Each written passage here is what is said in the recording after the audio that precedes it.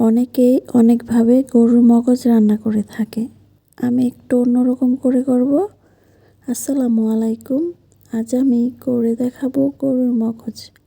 রেসিপিটা আশা করি ভালো লাগবে, সবাই রেসিপিটা ফলো করেন।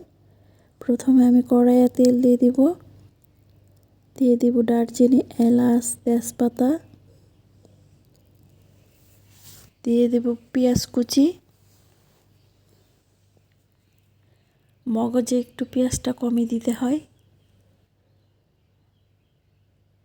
দিয়ে ভালো করে নেড়েচেড়ে আমি পেঁয়াজটা বাদামি করে ভেজে নিব। দিয়ে দিব 1 চা চামচ রসুন বাটা, 1 চা চামচ আদা বাটা, দিয়ে ভালো করে নেড়েচেড়ে একটু কষিয়ে নেব যেন কাঁচা গন্ধটা চলে যায়। এবার দিয়ে দিব 1 চামচ জিরা বাটা, 1 চামচ গরম মশলা বাটা, দিয়ে ভালো করে নেড়েচেড়ে অল্প পানি দিয়ে দিব।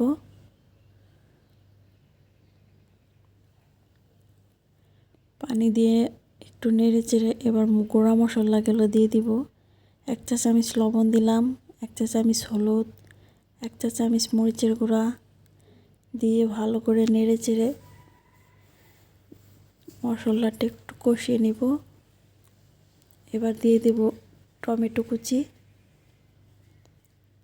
অল্প কয়েকটা টমেটো কুচি দিলাম, কাঁচামরিচ কুচি, দিয়ে ভালো করে নেড়েচেড়ে মশলাটা একটু ভালো করে কষিয়ে নেব। মশলাটা যত কষানি হবে তত মজা হয়।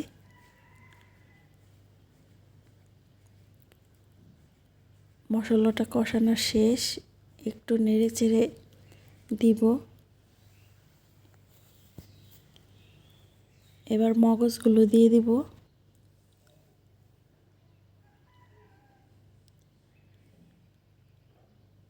মগজগুলো আমি কাটিনি, এমনি খুন্তি দিয়ে আমি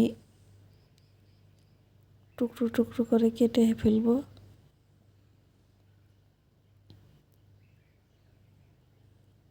এবার ঢেকে দিয়ে একটু কষিয়ে নিব, ভালো করে কষিয়ে নিব। একটা খুন্তি দিয়ে মগজগুলো আমি ছোট ছোট পিস করে ফেলবো।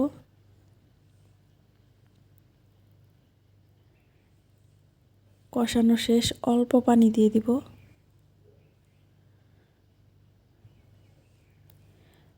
অল্প পানি দিয়ে ঢেকে দিব। 5 মিনিটের জন্য অল্প আছে। এবার একটু ভালো করে নেড়েচেড়ে আমি একটু খয়েরি খয়েরি করে কালার করে নিব।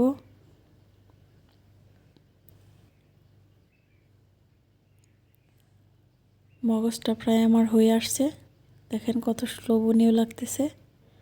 আপনারাও ট্রাই করবেন, আশা করি ভালো লাগবে। সবাই ভালো থাকবেন, সুস্থ থাকবেন। আল্লাহ হাফেজ।